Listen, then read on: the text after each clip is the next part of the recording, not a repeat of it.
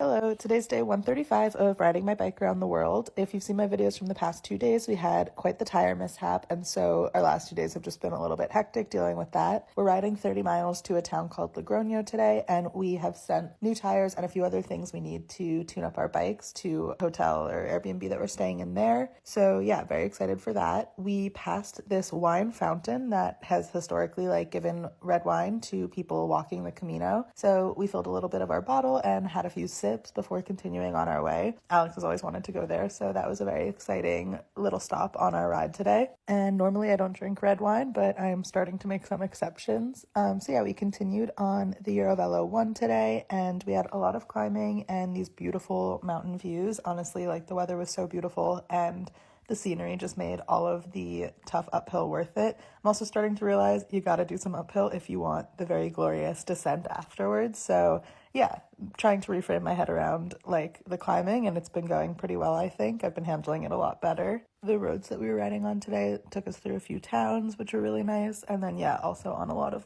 dirt path and gravel.